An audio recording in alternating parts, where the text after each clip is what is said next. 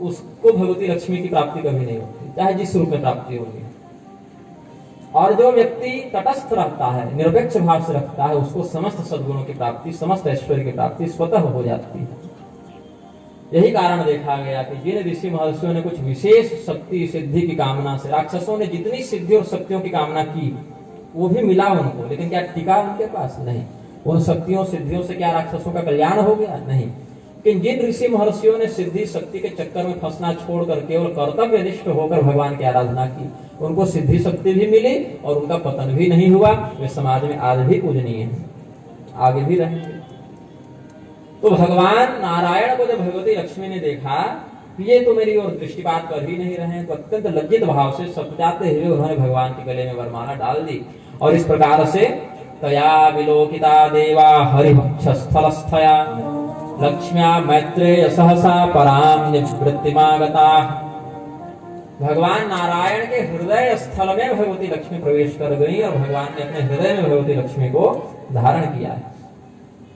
यही कारण है कि भगवती लक्ष्मी जहां रहती हैं, ऐसे भगवान के वक्षस्थल पर महर्षि भृगु ने जब लात मारी थी तो भगवती लक्ष्मी बहुत क्रुद्ध हो गई। उन्होंने ब्राह्मणों को श्राप दे दिया कि जब तक तुम ब्राह्मण धर्म से युक्त रहोगे तब तक पैसा तो नहीं रहेगा तुम्हारे पास। यदि ब्राह्मण सदाचारी हो जाए, अपने संतोष धर्म पर धर्मनिष्ठ ब्राह्मण हो जाए तो कभी धनी नहीं हो सकता। और यदि धन के चक्कर में पड़ेगा तो कहीं न कहीं उसको अपने ब्राह्मण से समझौता करना पड़ेगा, वो फिर धर्मनिष्ठ ब्राह्मण नहीं हो सकता। हाँ, इतना भगवान अवश्य करेंगे कि उसको किसी चीज की कमी नहीं होने देंगे। योगक्षेमम वहाम्यहम, इतना टिकाए रखेंगे, खाने पीने का अभाव नहीं होगा, कोई तकलीफ नहीं रहेगी जीवन में, लेकिन संपन्न नहीं कहला सकता वो। तो ब्राह्मण यदि धर्मनिष्ठ हो जाए तो वह संपन्न धन से नहीं हो सकता, और यदि धन की संपत्ति की ओर, संपन्नता की ओर जाएगा तो फिर उसको अपने कर्तव्य धर्म में कुछ ऊपर नीचे बात करनी पड़ेगी। एक ही स्थिति में उसको दोनों मिल सकता है, यदि वो भगवान का अनन्य भक्त हो या सुदामा जी के जैसा। तो सुदामा जी के जैसा अद्भुत अनन्यता की अगर उसको प्राप्ति हो जाए और भगवान विशेष कृपा करके उसको ये सब दे दें, क्योंकि भगवान अपने भक्त को धन देते नहीं है। धन देंगे तो भटकेगा, धन देंगे भटकेगा, फिर हमको भूलेगा और मेरा भक्त नीचे गिरेगा, तो मेरी ही प्रतिज्ञा की हानि होगी, क्योंकि कौमते प्रतिजानी नमे भक्ता प्रणश्यति। लेकिन यदि कोई सुदामा जी जैसा संतुलन बनाने वाला भक्त हो कि उसको आप इंद्र का भी राज दे दें तो भगवान को नहीं भूल सकता, ऐसी भक्ति यदि दृढ़ हो जाए तो भगवान उसको फिर वैभव भी प्रदान कर देते हैं। लेकिन जब तक उस प्रकार की सुदामा जी के समान संतुलन वाली स्थित प्रज्ञ बुद्धि नहीं होगी। स्थित प्रज्ञ बुद्धि क्या है? प्रजाहात यदा कामान सर्वान पार्थ मनोगतान आत्मन्येवात्मना तुष्ट स्थित प्रज्ञस्तदोच्यते। जिसके मन में कोई इच्छा उत्पन्न ही नहीं होती है, ऐसा व्यक्ति स्थित प्रज्ञ होता है। तो वैसा सर्वथा निष्काम यदि भक्त हो जाए तो भगवान उसको संपत्ति दे देते हैं, नहीं भी दे तो उसको कोई कामना है ही नहीं। तो जिस व्यक्ति के पास कोई कामना है ही नहीं, उसको यदि आप संपत्ति दे दे तो उसको धरोहर के रूप में रख लेता है, वो मेरा है ही नहीं। एक राजा था, उसको बहुत चिंता होती थी कि मैं राजा के काम में लगा रहता हूँ, प्रजा के तरह तरह के प्रबंध में फंसा रहता हूँ, मेरा कल्याण कैसे होगा, हमको धर्म कर्म के लिए समय नहीं मिलता। धर्म कर्म करता भी हूँ, यज्ञ दान इत्यादि, तो प्रजा के कार्य में व्यस्त रहने का इस काम में फंस जा रहा हूँ। तो अपने गुरु जी के पास गया और बोला, गुरुदेव हमको अब राज्य करना ही नहीं है।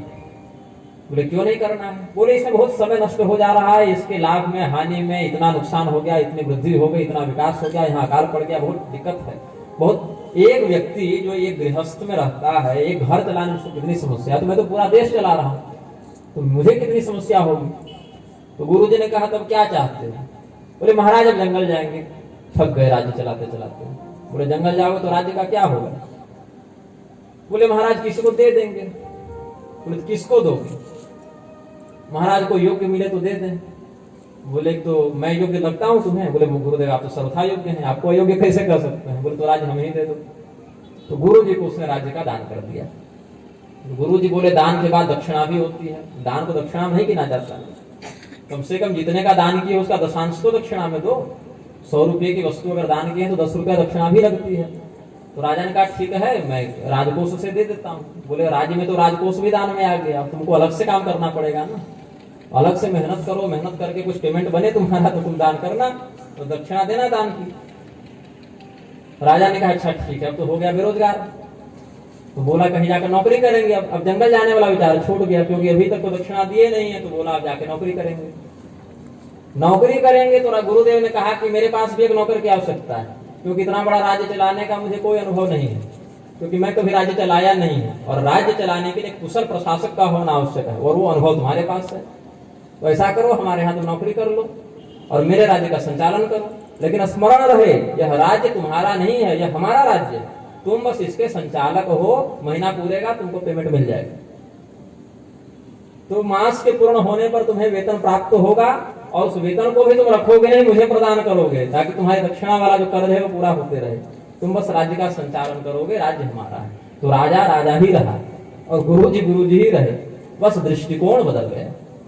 तो जो राजा पहले राज्य के सुख और दुख को अपना सुख दुख समझ के उसमें फंस जाता था, चिंतित रहता था, अब गुरुजी का राज्य है तो वह केवल कर्तव्यनिष्ठ होकर अपने कर्म को करने लगा। काम वही हो रहा है, लेकिन भाव भेद से जो काम उसको बांधने वाला हो गया था, वही काम उसको मुक्त करने वाला हो गया। राजा जनक राजा थे कि नहीं? तो राजा जनक कैसे संतुलन स्थापित किए? इसी विचक्षणा बुद्धि से किए। तो भगवान के हृदय में भगवती लक्ष्मी का वास हो गया। और जब दैत्यों ने देखा कि लक्ष्मी तो भगवान को प्राप्त हो गई, और भगवान किसके पक्ष में है? देवताओं के पक्ष में। अजित भगवान जो अजितावतार लिए हैं, वो अजितावतार भगवान किसके नायक हैं? देवताओं के नायक हैं। तो जब राजा के पास ऐश्वर्य लौट गया है, जब लक्ष्मी, अब देवराज इंद्र तो नायक थे नहीं, अब भगवान स्वयं नेतृत्व को अपने हाथ में लिए हैं, और भगवान श्री विहीन हो नहीं सकते। भगवान ही श्रीहीन हो जाए, कैसे संभव है? तो भगवान श्रीयुक्त हैं और भगवान इनके नायक हैं, इसलिए नायक के श्रीयुक्त होने से सभी देवता पुनः श्री संपन्न हो गए। ऐसा देखकर सभी दैत्य अत्यंत खिन्न हो गए और उन्होंने संग्राम प्रारंभ कर लिया। उद्वेगम परमं जगमुर्दैत्या विष्णुपरान्मुखा जगद्या लक्ष्म्या महाभाग विप्रचित्ति पुरोगमा। विप्रचित्ति, बलि, नमुची, बल, पाक इत्यादि जो राक्षस थे, इन सभी लोगों ने अपने आप को पराजित माना और क्षुब्ध होकर युद्ध करने लगे। फिर यहीं पर भगवान मोहिनी अवतार धारण करके, यद्यपि मोहिनी अवतार की बहुत विस्तृत चर्चा विष्णु पुराण में नहीं है, भागवत इत्यादि में विस्तृत वर्णन है। भगवान ने मोहिनी अवतार धारण करके देवताओं को अमृत का और दैत्यों को वारुणी मदिरा का पान कराया। राहु यहाँ छल पूर्वक अमृत पान करने के लिए देवता का स्वरूप धारण करके देवमंडल में घुसपैठ कर लिया था, इसीलिए भगवान ने सुदर्शन चक्र से उसके मस्तक को भी विदीर्ण किया, किंतु अमृत के प्रभाव से वह न मर के भगवान के ही आशीर्वाद और समर्थन से ग्रह मंडल में छाया ग्रह के रूप में अदृश्य भाव से प्रतिष्ठित हो गया। देवासुर संग्राम में भी एक तो भगवान अमृत पिला चुके थे देवताओं को, तो उसका विशेष बल था। भगवान हमारे नेतृत्व कर रहे हैं, इसलिए अधिक उत्साह भी था।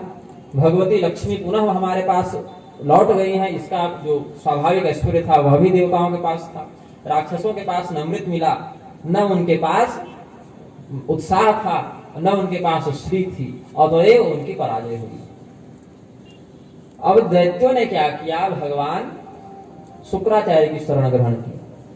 शुक्राचार्य बृहस्पति के चचेरे भाई हैं। बृहस्पति देवताओं के गुरु हैं और शुक्राचार्य दैत्यों के गुरु हैं। बृहस्पति के पिता अंगिरा हैं, शुक्राचार्य के पिता भृगु हैं, और भृगु और अंगिरा आपस में भाई हैं।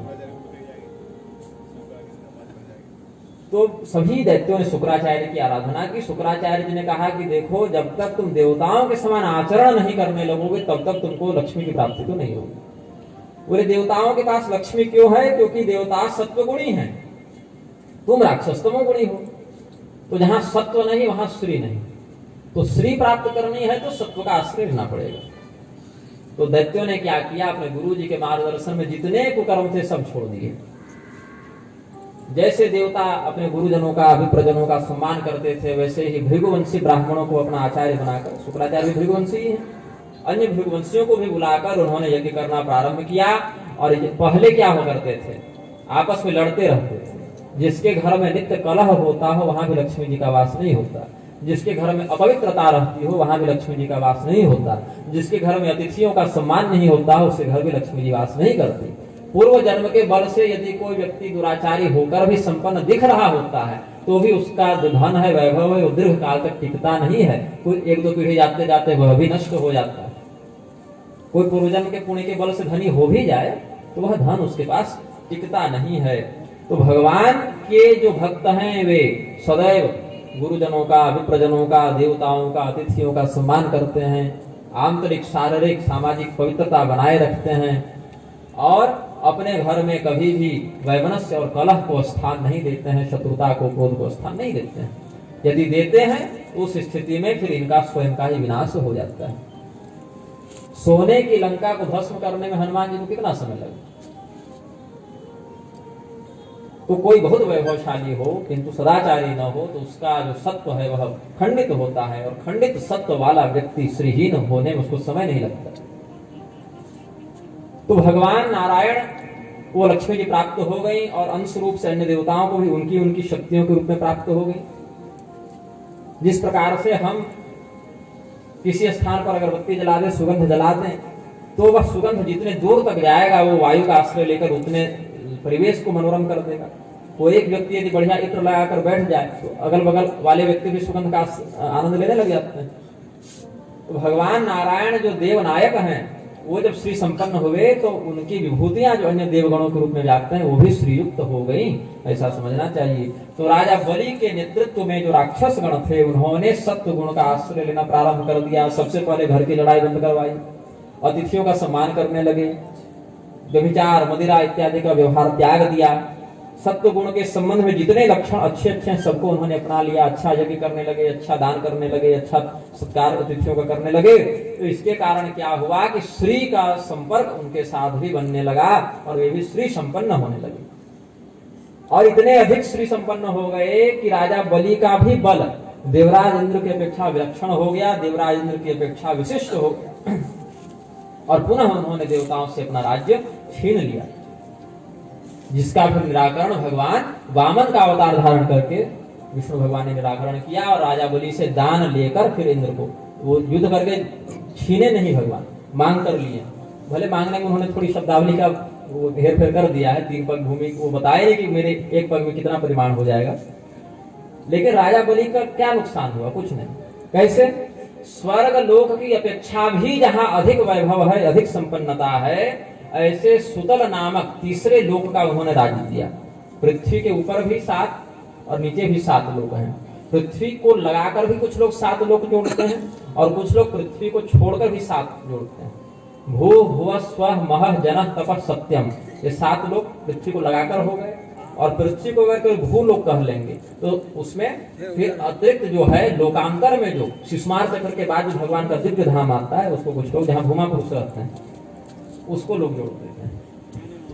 तो पृथ्वी के नीचे जो 7 लोक हैं, अतल वितल सुतल तलातल रसातल महातल पाताल, ये जो 7 हैं उसमें जो सुतल संज्ञक तीसरा लोक है, अतल वितल सुतल, तो सुतल संज्ञक लोक में राजा बलि को भगवान ने स्थायी निवास दे दिया। स्वर्ग में यदि 100% का वैभव था तो यहाँ 110 हो गए, थोड़ा बढ़ाकर ही भगवान दिए, कम करके नहीं दिए। ऊपर से यह भी आश्वासन दिया कि इस मनवंतर पर्यंत इस लोक से तुमको कोई बाहर नहीं कर पाएगा, इसकी रक्षा में स्वयं तुम्हारे द्वारपाल के रूप में, गदाधर भगवान के रूप में मैं तुम्हारी रक्षा भी करूंगा। और यह भी कहा ये मनवंतर बीत जाए, अभी जो इंद्र है उनका जो कार्यकाल वो पूरा हो जाए तो अगले इंद्र तुम ही बनोगे। मतलब अभी जो तुम अतिक्रमण किए हो ना उसका मैं पट्टा बनवा दूंगा, फिर वो अतिक्रमण में नहीं जाएगा। हाँ, अभी तो तुम अवैध कब्जा किए हो स्वर्ग पर ना, अगले मनवंतर में मैं तुम्हारा विधिवत वहां पर राजाभिषेक इंद्र के पद पर कर दूंगा। तो उनको क्या हानि हुई? अभी एक तो इनके पास कागज नहीं था स्वर्ग का, ठीक बोले आप रजिस्ट्री कर देंगे। तो भगवान ने कहा कि ठीक है, अभी जो मैंने लिया स्वर्ग का तुमसे जो दान लिया है त्रिलोकी का, उसके बदले सुतल लोग दे दिए, और यहाँ पर तुम मनवंतर पर रहोगे भी, और ये जो भी ले रहा हो ये फिर हमेशा जो पूरा एक मनवंतर का कार्यकाल है 30 करोड़ 84 लाख वर्षों के लिए तुमको मैं विधिवत दे दूंगा, उसमें फिर तुम पर कोई आक्रमण नहीं कर पाएगा। तो राजा बलि का तो कुछ नहीं बिगड़ा।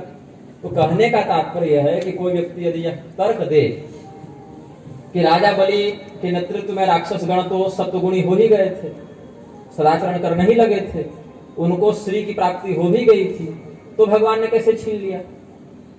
वह इसीलिए क्योंकि देवराज इंद्र भी उस समय सत्वगुणी ही थे, और देवराज इंद्र का कार्यकाल उस समय जो पुरंदर नाम के इंद्र हैं, इंद्र एक पद है ना, पुरंदर नाम वाले जो इंद्र थे वो देवराज इंद्र उस समय प्रकृति के नियम के अनुसार अपने पुण्य बल के द्वारा अधिकृत थे इंद्र पद पर बैठने के लिए।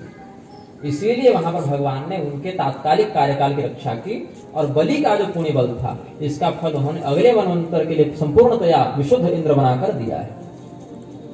तो यह नहीं समझना चाहिए कि हम बहुत धर्म कर लिए तो उसका फल हमको तुरंत ही मिल जाएगा। हो सकता है कि पहले का किया गया कोई प्रारब्ध टकरा रहा हो तो उस समय हमको उसका फल नहीं मिला, लेकिन ऐसा नहीं कर सकते कि वह निष्फल हो जाएगा। अवश्यमेव भोक्तव्यं कृतं कर्म शुभाशुभं ना भुक्तं क्षीयते कर्म कल्पकोटि शतैरपि। गरुड़ पुराण में, देवी भागवत में बहुत जगह वर्णन है। जो भी आपने कर्म किया है, चाहे वो शुभ हो चाहे अशुभ हो, अच्छा हो बुरा हो, प्रशंसनीय हो निंदनीय हो, लेकिन उस कर्म का फल आपको सर्वदा भोगना ही पड़ेगा। ना भुक्तं क्षीयते कर्म कल्पकोटि शतैरपि। यदि आपने उस कर्म के फल का उपभोग नहीं किया तो उस स्थिति में आप बच नहीं सकते, वह कर्म आपका बना ही रहेगा,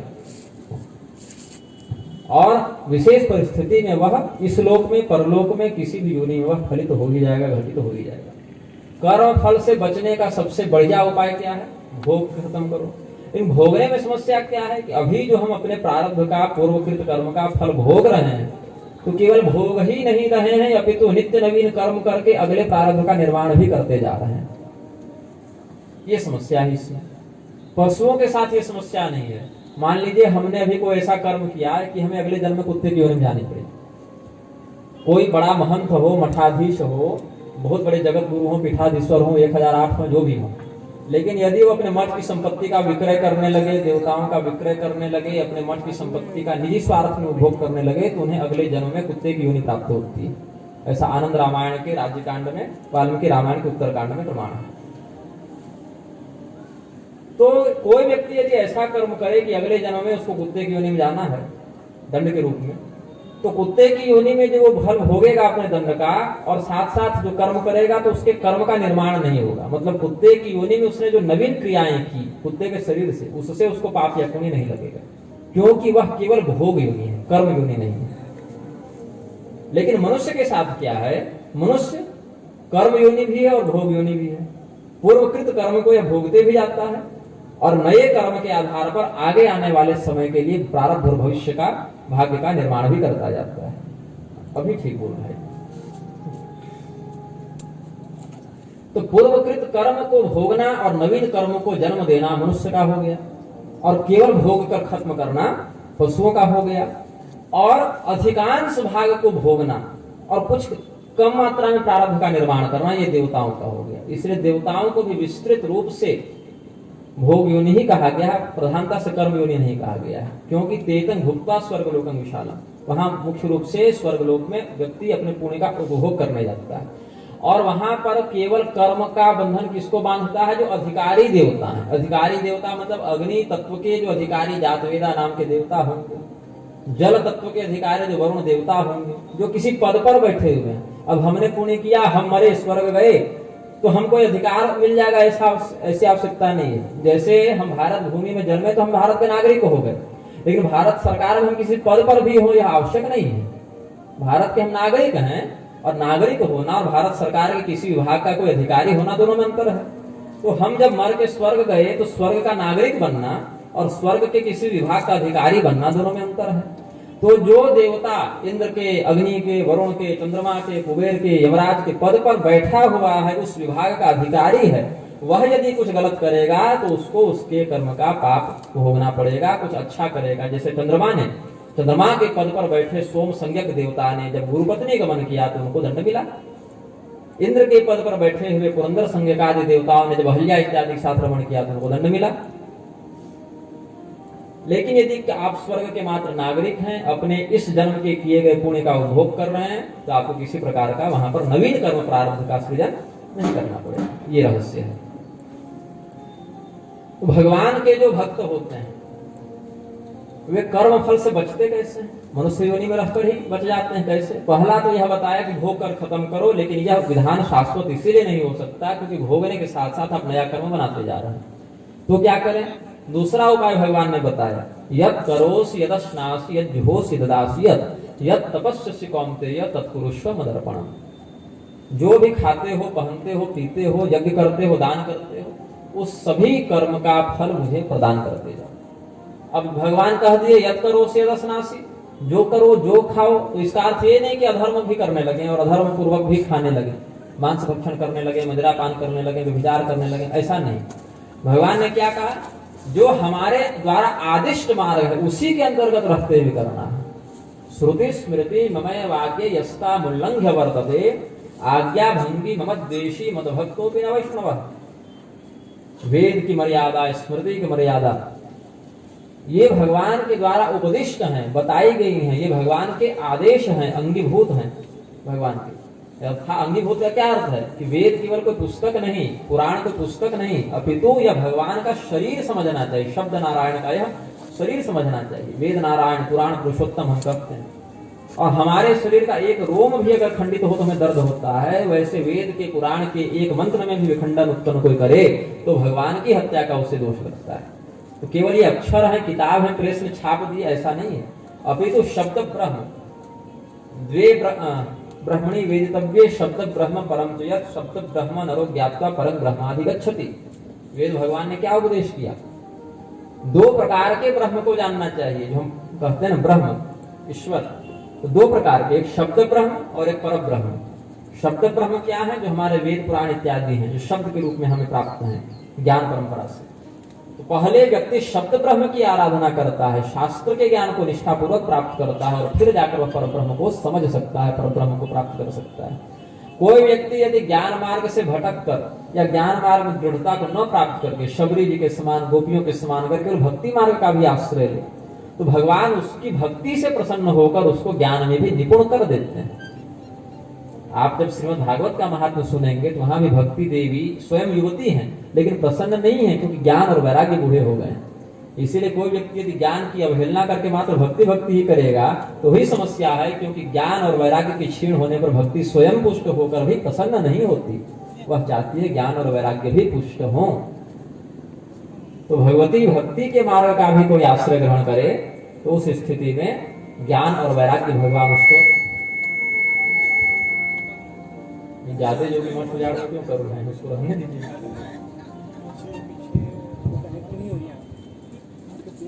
श्रीमन्नारायण। तो पहला उपाय क्या हमने बताया कि जो भी आप धर्म सम्मत कृत्य कर रहे हैं उसको भगवान को निवेदित करते जाएं कि प्रभु हमने यह दान किया, यह व्रत किया, यह यज्ञ किया, अतिथियों की सेवा की, माता पिता गुरुजन सास ससुर की सेवा की, इसको हम आप ही को निवेदित करते हैं। क्योंकि यदि उस सत्कर्म को हम अपने पास रखेंगे तो सत्कर्म के फलस्वरूप हमें सुख का उपभोग करना पड़ेगा, और जिस समय हम सुख का उपभोग कर रहे होंगे हो सकता है कुछ ऐसा कर दे जो हमें आगे गिरा दे। क्योंकि सुख जब व्यक्ति को आता है ना तो अहंकार भी लाता है, प्रमाद भी लाता है, आलस्य भी लाता है। सुखी व्यक्ति बहुत प्रकार के कुचक्र में फंस सकता है, अहंकार को जन्म दे देता है सुख।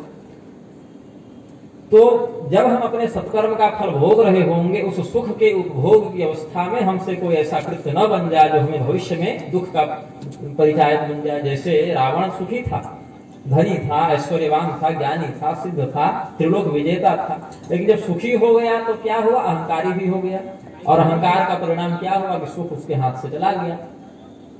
तो संपूर्ण सुख का उपभोग करना भी व्यक्ति के लिए पतनकारी हो सकता है, इसलिए सतर्क रहना चाहिए व्यक्ति।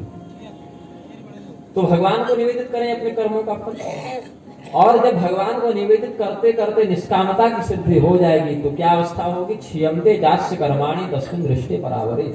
जब उस परब्रह्म का तत्व निदर्शन हो जाएगा, जब ब्रह्म बोध हो जाएगा, जब शरीर से आत्मा की वस्तुतः पार्थक्य का बोध हम कर लेंगे। जैसे अभी हम बैठे हैं तो इस मंच पर बैठे हैं तो मंच की जो चौकी है और हमारा जो शरीर है ये बिल्कुल अलग अलग है।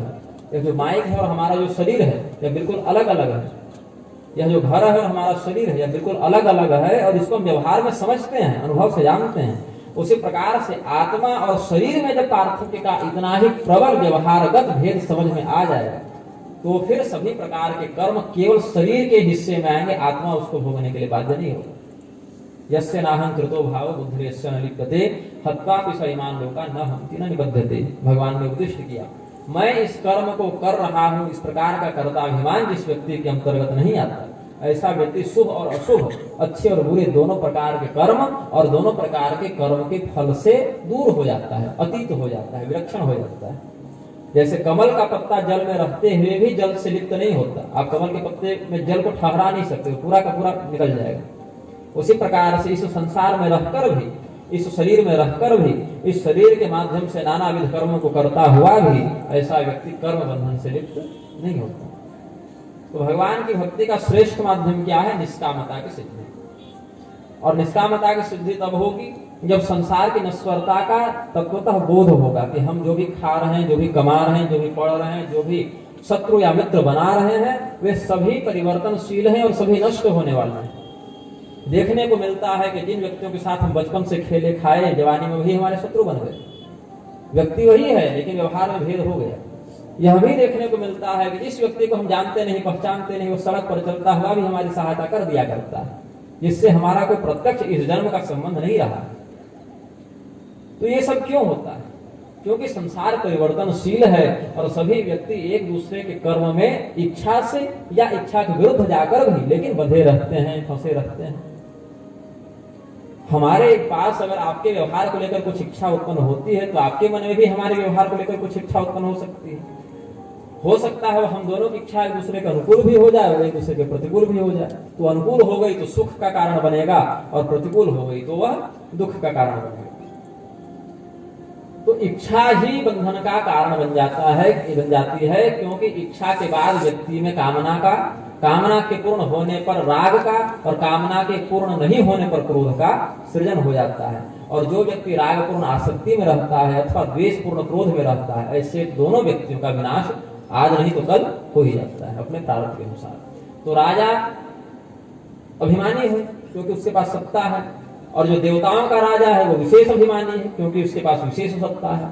तो विशेष सत्ताशील होकर, सत्ताधारी होकर भी इंद्र ने जब अभिमान किया, जो देवता का लक्षण नहीं था, देवता का लक्षण अभिमान करना नहीं है, वह राक्षसों का कर्म है, लेकिन देव शरीर को देवाधिकार से संपन्न होकर भी देवराज इंद्र ने जब अभिमान किया तो उसके परिणाम स्वरूप उनको श्रीभ्रष्ट होना पड़ा, स्वर्ग से बहिष्कृत होना पड़ा। और असुर कुल में उत्पन्न होकर भी जब राजा बलि ने असुर कुलोचित अधर्म का अनुसरण न करते हुए धर्म मार्ग का, देव तत्व के संबंधित आचरण का अनुसरण किया तो उन्हें देवताओं के समान परिणाम की प्राप्ति हुई। इस संदर्भ में अब हम आगे भगवान ब्रह्मदेव की वंश परंपरा का वर्णन करते हैं, जो कि महर्षि पराशर ने वर्णन किया है। पुराणों का लक्षण ही कहता है सर्गश्चैव विसर्गश्च। ये तो 10 लक्षण हो गए ना, स्थान पोषण होते हैं। सर्गश्च प्रतिसर्गश्च वंशो मनवंतराणि च वंशानुचरितम चैव पुराणम पंच लक्षणम। ये 5 लक्षण का जो परिमाण है।